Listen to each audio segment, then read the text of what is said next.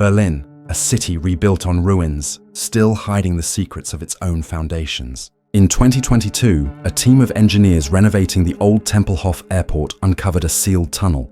Concrete, thick, airless, and forgotten for nearly 8 decades.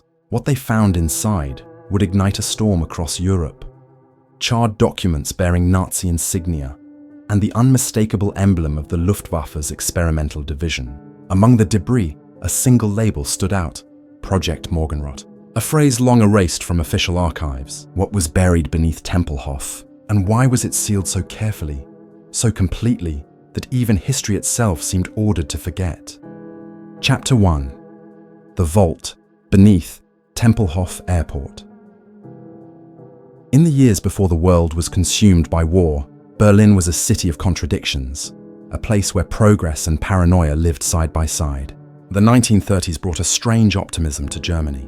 Streets glowed with electric lights, factories hummed with the rhythm of new industry, and the promise of a powerful, modern nation seemed almost within reach. But behind that polished facade, the foundations of something darker were being laid. Brick by brick, order by order, Adolf Hitler's rise had transformed Germany's identity into a weapon. Propaganda filled the air like smoke, impossible to breathe without inhaling it. The Ministry of Public Enlightenment, led by Joseph Goebbels, orchestrated an illusion of unity, strength, and destiny. Yet beneath the marches and speeches, there was fear, quiet, invisible, and everywhere. Neighbors whispered less. Journalists disappeared. Even children learned what silence could protect them from. Tempelhof Airport stood as a symbol of that new Germany. Its vast curved terminal was more than architecture. It was a statement. Designed to project power to the skies, it was the beating heart of a nation obsessed with flight. Pilots trained there for the Luftwaffe, engineers tested engines that would soon thunder over Europe, and deep within the complex, new laboratories began to appear. Most workers believed they were contributing to civilian aviation. Few knew that beneath the hangars, construction crews were excavating something entirely different. A series of reinforced tunnels ordered by the Reichsluftfahrtministerium, the Air Ministry itself. By 1938, rumors circulated among German engineers of a secretive program known only as Project Morgenrot, Project Red Dawn. It was whispered to be an initiative personally endorsed by Hermann Göring. Meant to push German aviation into the stratosphere, the idea of reaching the edge of space seemed fantastical at the time, almost delusional. But Germany's scientific community had already begun exploring technologies the world would not fully understand for decades. Jet propulsion, pressurized cockpits, even rocket-assisted takeoff. For Göring, these were the tools that would make the Reich unstoppable. For the scientists, they were glimpses of the future. Outside Germany, the world was watching, but not closely enough. In Britain, Chamberlain's government clung to the hope of peace. In France, politics fractured under the weight of memory from the last war. The United States, still reeling from the Great Depression, preferred distance to involvement. And in the East, Stalin watched in silence, preparing for a different kind of conflict altogether. Europe was a powder keg, but in Berlin, the fuse was already burning. At Tempelhof, daily life carried on above ground. Passengers boarding aircraft, soldiers marching in formation, clerks stamping documents. But underground, the atmosphere changed. The tunnels grew colder, narrower, and more heavily guarded. Civilians were replaced by uniformed technicians with blank identification cards. Supply manifests were handwritten, sealed, and collected by couriers who never spoke. Every action, every shipment, every experiment was logged under the same internal code. Sonderanlage T. Special Installation T. Among those working there was Dr. Emil Weiss, an Austrian-born physicist recruited by the Luftwaffe in 1937. He had once studied in Zurich, alongside colleagues who would later flee to Britain and America. Weiss, however, chose to stay, convinced that his research on high-altitude physiology could save pilots' lives. If man is to master the sky, he wrote in his private notes, he must first learn how to survive it. His findings would later become central to the experiments carried out under Project Morgenrot. As the war erupted in 1939, Tempelhof's public face shifted entirely to military use. Its runways filled with bombers, its hangars with ammunition, and its underground chambers with the hum of electrical machinery. Test subjects, Luftwaffe volunteers at first, were exposed to extreme altitude simulations in pressurized tanks. Many suffered permanent injury. Some never emerged. Weiss documented every reaction meticulously. His reports stamped Geheime Reichssache, top secret state matter. He began to realize his research was no longer about survival. It was about endurance, the limits of human life itself. By 1943, Berlin was burning. Allied bombs fell almost nightly, reducing blocks of the city to dust. Yet somehow Tempelhof remained largely intact. Its structure reinforced by design, its tunnels still operational. And in those final years, Project Morgenrow accelerated. Orders came directly from the upper echelons of the Reich. Data was to be preserved, test results duplicated, and certain key assets relocated under armed escort. A final set of blueprints, detailing what one engineer described as a manned suborbital glider, vanished into an unmarked crate bound for an unknown destination. When the Red Army finally entered Berlin in April 1945, Tempelhof fell quickly. Soviet engineers scoured the airport but found only empty laboratories and sealed doors. Whatever had been happening beneath the surface was gone. Within weeks, the Soviets and Americans each claimed control over different sectors of the complex. The underground sections were mapped, sealed, and quietly forgotten.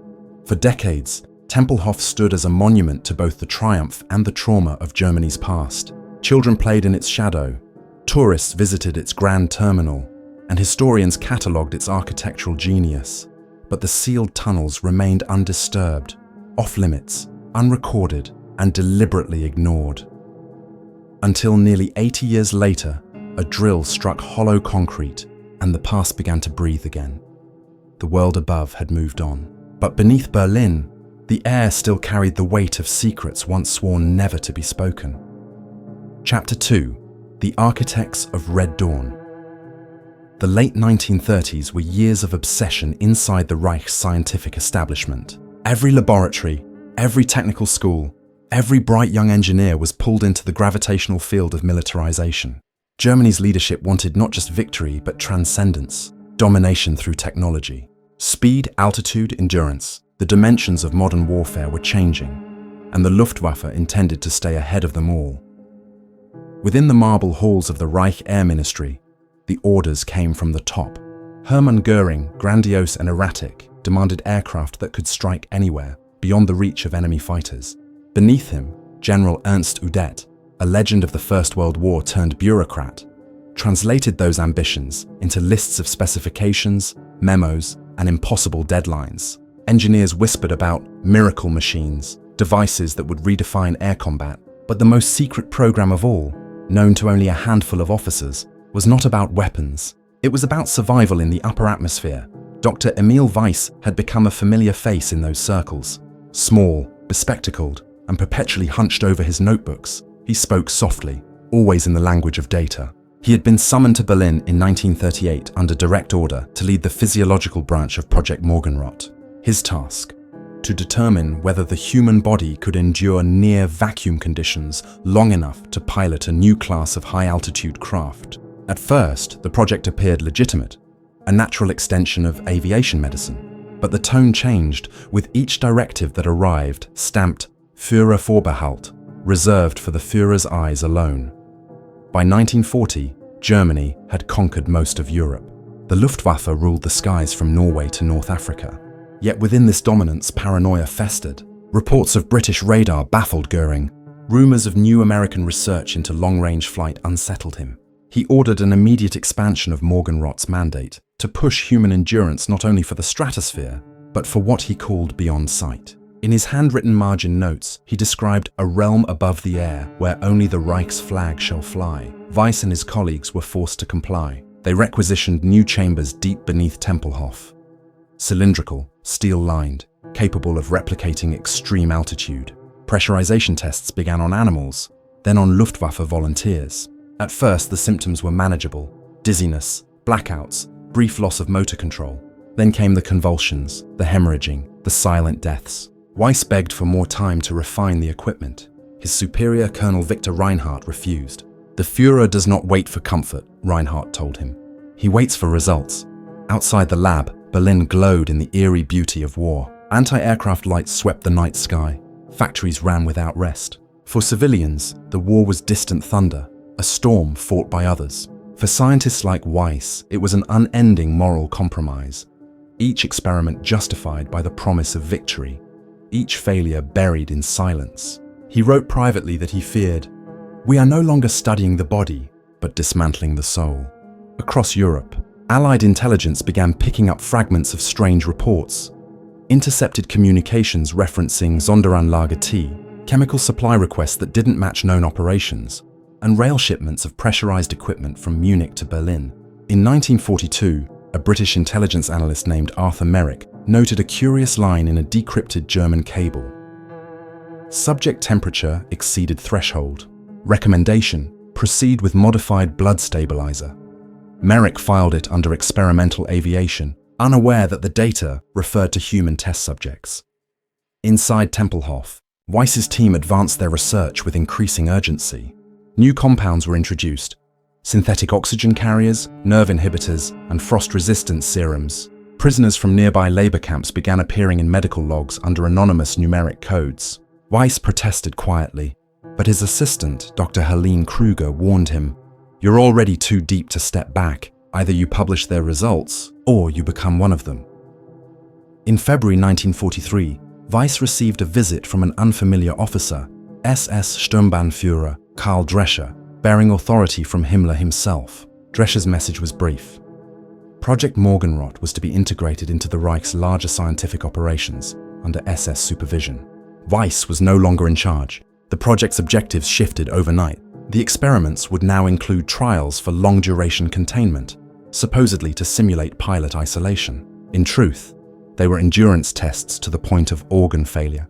Every failure, every fatality, was logged with cold precision, as though the subjects were nothing more than variables.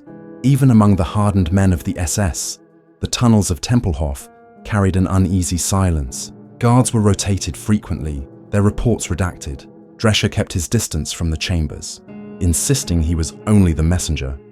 But in his private notes, later found among the recovered documents, he wrote, "Whatever Weiss has built down here, it will outlive us all." By 1944, the war was turning against Germany. Allied bombers closed in, and the Reich's dream of technological supremacy began to fracture. Göring's empire of aviation was collapsing under its own weight. Yet Morgenrot continued, untouched by resource shortages or command chaos. Its shipments still received top clearance. Its personnel lists remained classified. As Berlin's streets turned to rubble, the tunnels beneath Tempelhof thrummed with the sound of compressors, the hiss of pressure valves, and the heartbeat of desperate science. Then, in March 1945, all records stop. No further test logs, no requisitions, no correspondence. It was as if the program had vanished overnight. Years later, intelligence historians would note something peculiar. A final courier manifest from the Reich Air Ministry listing 12 sealed containers marked Zentralarchiv Morgenrot, shipped under armed escort toward the Bavarian Alps. None were ever found. The Soviets scoured southern Germany after the surrender. The Americans searched during Operation Paperclip. But the crates, and the documents inside, simply ceased to exist. For Weiss, the story ends in silence. No official record of his capture or death has ever surfaced. Some believe he was taken by the Soviets. Others suggest he escaped west, perhaps under a false name. But in one final notebook recovered beneath Tempelhof, a single unfinished sentence appears in faint pencil. "Man cannot reach the dawn without first surviving the darkness." Chapter 3. The Last Descent, April 1945. The war in Europe is collapsing. Berlin burns beneath the thunder of artillery, its streets torn apart, its people fleeing from one ruin to another. The air tastes of dust and fire. The once proud capital of the Reich is now a labyrinth of smoke and rubble.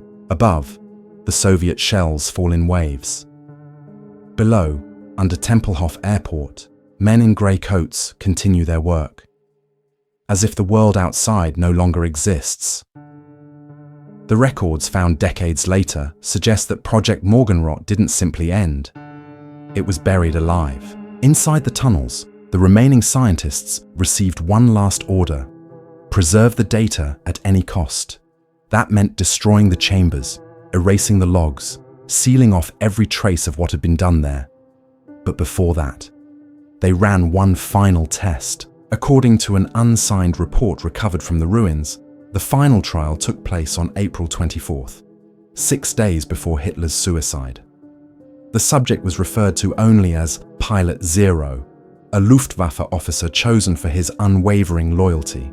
The goal was to test a prototype pressurization module meant to simulate extreme altitude flight, what we would now call near space. Weiss's notes describe it clinically. Chamber pressure reduced to 35 millibars, oxygen saturation adjusted.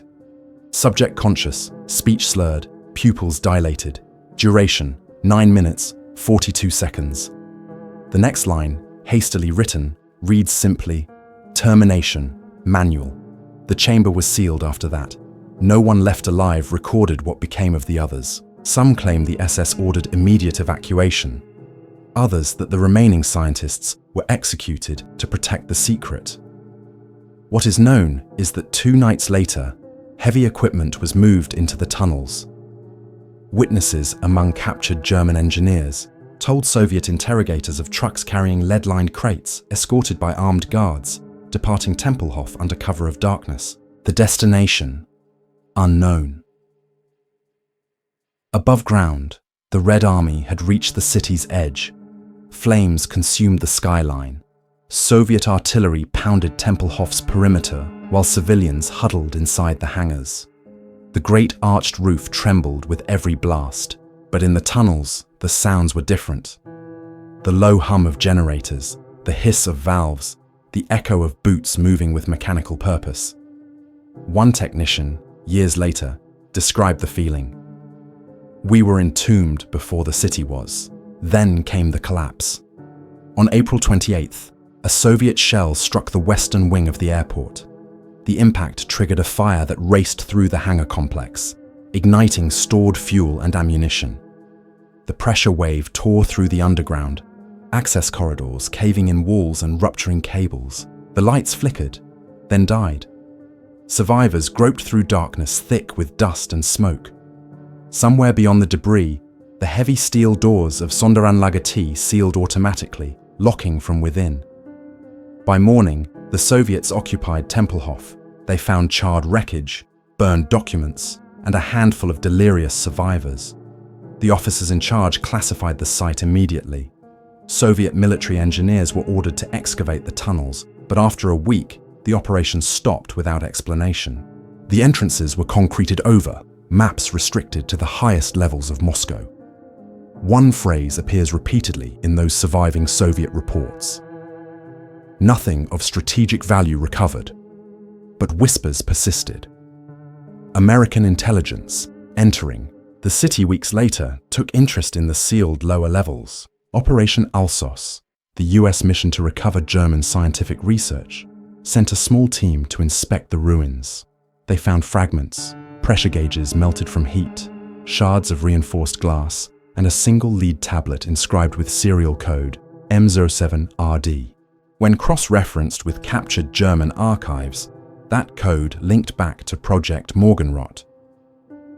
The Americans sealed their findings under a new classification, Annex X, paperclip. That file too would vanish. For decades, the site lay dormant.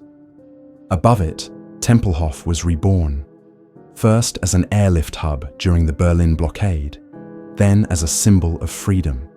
American planes landed where German bombers once launched. The runways echoed with a new kind of purpose. Yet the tunnels remained sealed, undisturbed. Locals spoke of strange vibrations underfoot, of heat rising from the ground even in winter. Workers joked about the ghosts below. No one really believed them, until the day a drilling crew struck something solid deep beneath Hangar 3. It was a wall, 12 feet thick, steel reinforced, filled with sand and gravel. Behind it, a hollow chamber. When engineers broke through, the air that escaped was stale and metallic, heavy with the scent of old oil and rusted metal. Inside lay the remnants of a laboratory frozen in time. Corroded equipment, shattered dials, a collapsed ceiling of concrete and rebar. In one corner, partially buried, was a metal container marked with both the eagle insignia of the Luftwaffe and the letters MR, Morgenrot. When investigators opened it, they found film reels fused together by moisture. Some were recoverable. What they revealed stunned historians. Footage of men in white coats adjusting control panels, a pilot seated inside a sealed chamber, his breath fogging the glass. A voice off-camera speaks in German, "Begin descent simulation." Then, silence. And a long, unbroken shot of the man convulsing as the gauges spin. The reel ends abruptly. That film, authenticated and declassified in 2023, confirmed what many had long suspected.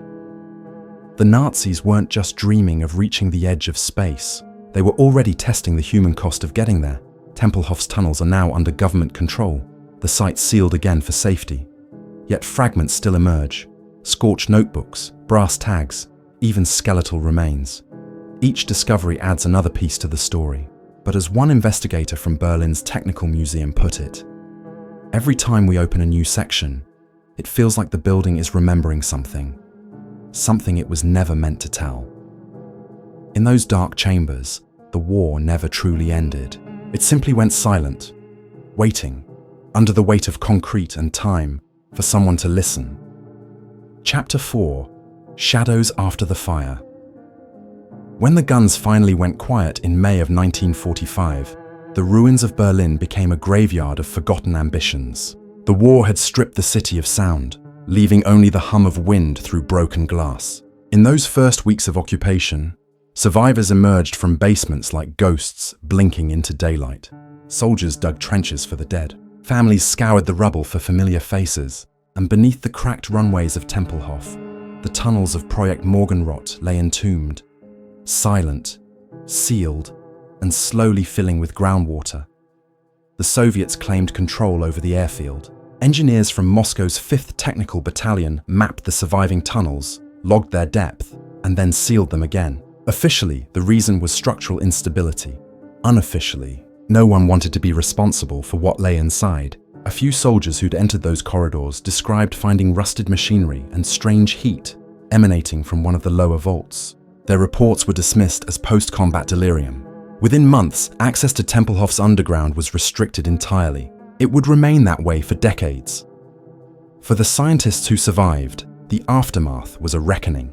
Many were captured and divided between the Allied powers, absorbed into American and Soviet research programs under false names. Files from Operation Paperclip show that 2 researchers connected to Morgenrot were brought to the United States in 1946 to work on high-altitude flight studies. Their records were heavily redacted, but fragments of correspondence suggest they attempted to recover data lost in Berlin. One letter, preserved in the US National Archives, reads, "The chamber design was flawed, but the principle remains sound. With better control, the limits of the human body can be expanded, perhaps one day safely. For Emil Weiss, there is no confirmed fate. No body, no record, no burial. Only the notebook found near the sealed door, water-damaged but legible, filled with calculations, and a single haunting note in the margin. Forgive me. They will fly, but not because of me." It is unclear who those words were meant for. His family perished in Vienna during the bombings, his colleagues scattered across continents, some disappearing into new identities, others testifying quietly in post-war tribunals about medical trials conducted under Luftwaffe supervision. None ever mentioned Morgenrot by name. In the ruins of Germany, people began to rebuild. Brick by brick, city by city, the past was buried beneath new streets and new walls. The Western Allies turned Tempelhof into an airlift hub during the blockade of 1948.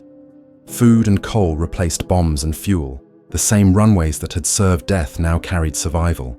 Yet the stories persisted. The rumors of a lower level, the whispers among American airmen who heard hollow echoes beneath the hangars late at night. They said the ground sometimes trembled, as if something deep below was still running.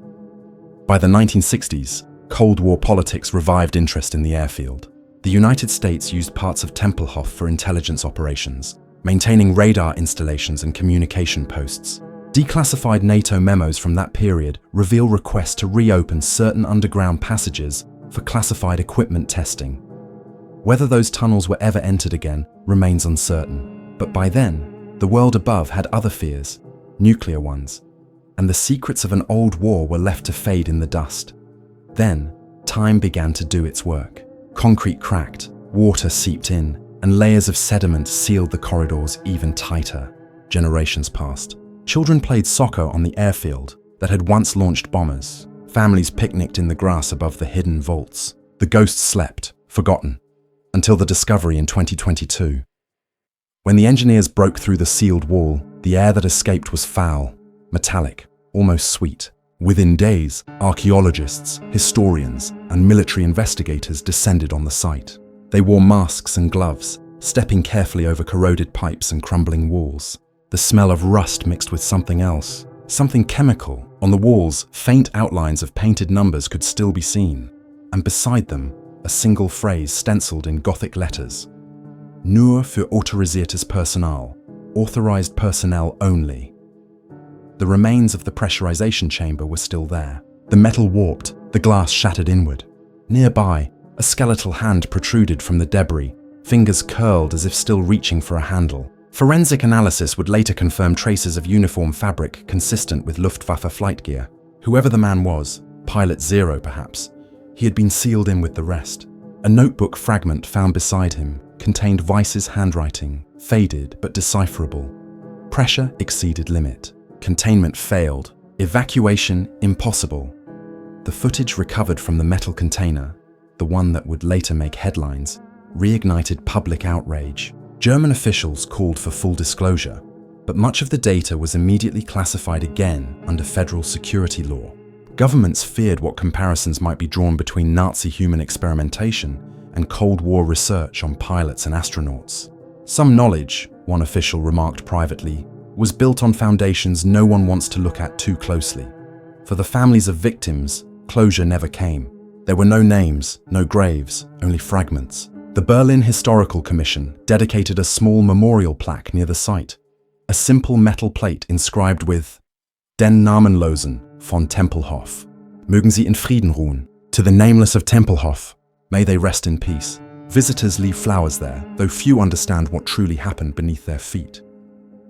Today, Tempelhof is a park, a space for concerts, festivals, and families. Children ride bicycles along the old runways. The wind moves through the tall grass where bombers once stood ready for war.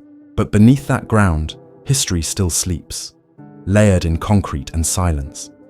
The war ended 80 years ago, yet its echoes remain, in laboratories, in archives, in the quiet guilt of nations that built their progress atop the ruins of others.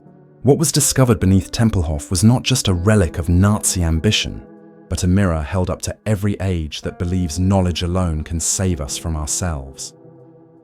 And as the excavators sealed the site once more, one historian lingered at the entrance, staring into the darkness. Some doors, he whispered, were never meant to be opened twice. Chapter 5. The Legacy Beneath the Runway. Time has a way of softening history, of sanding down its sharper edges until the past feels almost safe to look at. But the story of Tempelhof, of Project Morgenrot, refuses to fade. It lingers in the cracks of Berlin's concrete, in the air between museum exhibits, in the questions no government fully answers. What happened beneath that airport was not just science gone wrong. It was a mirror held to the human hunger for power, the need to conquer even the laws that bind life itself. When news of the discovery broke in 2022, the world watched with a familiar mix of fascination and unease. Journalists called it Berlin's buried time capsule. Politicians promised transparency, but the more investigators dug, the quieter the official response became. Some documents were shared, others vanished into sealed archives. Experts who reviewed the surviving reels of film spoke cautiously on record. One aviation historian described the footage as the earliest known attempt to simulate space conditions, but carried out with no regard for life. Another refused to speak at all, handing back the documents with trembling hands. In the months that followed, Germany faced uncomfortable debates. How do you commemorate something that was never supposed to exist? How do you honor victims whose names were erased before they even died? For many, the rediscovery of Tempelhof's tunnels reopened the moral wounds of a century, not just of Nazi cruelty, but of the scientific arrogance that survived long after. Because when historians traced the surviving Morgenrot papers, they found footnotes linking to later aerospace research, American, Soviet, even European. The legacy of those experiments had quietly bled into the dawn of the space age. In a televised interview, Dr. Klaus Ritter, one of the archivists who catalogued the materials, said it plainly. "We like to believe that science is neutral, but knowledge does not wash clean just because it changes hands." His words echoed far beyond Germany. Former Cold War states began re-examining their own classified projects, their own origins. The ghosts of Morgenrot, faceless, nameless, had forced a new reckoning. For the people of Berlin, the site became something else, a place not of horror but of reflection. The memorial near Hangar 3 drew quiet crowds. Veterans came with medals pinned to faded jackets. Young students came with notebooks and questions. They looked down through the sealed grates that mark the entrance to the tunnels, peering into darkness. One could almost feel the air shift there, heavy with the memory of what once breathed below. Still, not all questions found answers. The 12 missing crates of Morgenrot documents, the Zentral Archive, remain unaccounted for. Some historians believe they were destroyed during the final evacuation. Others whisper that fragments may have survived, scattered through private collections or buried deeper beneath the city. What they contained, formulas, blueprints, perhaps recordings, remains speculation. But even without them, the truth is clear enough. In its final days, the Third Reich invested its dying breath in trying to master the sky one last time. And the price for that ambition was paid in human lives. In the quiet aftermath of discovery, a pattern emerges. Not of villains and heroes, but of ordinary people caught between duty, fear, and survival. Men like Emil Weiss, who believed they were advancing medicine, soldiers who followed orders they barely understood, and the nameless victims who became the test subjects of a nation's delusion. History tends to reduce them to statistics, but standing at Tempelhof today, feeling the cold wind sweep across the runway, it's impossible not to think of them as people, breathing, suffering, hoping that what they endured might one day mean something. As restoration crews sealed the last accessible tunnel, one of them reportedly left a small note wedged into the concrete. "We close this door with respect. Let what sleeps below remain at peace." No one knows if it's true, but the story has become part of the legend, passed quietly from one generation of Berliners to the next. The ruins of war are never just physical. They live in the questions we ask and in the silences we keep. Project Morgenrot may have been buried, but its shadow stretches across every field of human progress. From medicine to technology to space, it reminds us that every advancement carries the weight of its origins, and that the line between exploration and exploitation is thinner than we like to admit. As the camera would fade out, if this were a film, it would linger on the vast, open airfield of Tempelhof at dusk. The wind moving through the grass, a single plane passing overhead, glinting in the last light of the day, and the narrator's voice, quiet, deliberate, almost breaking. We remember the wars we can explain. The rest we bury in the dark and hope the earth keeps them quiet.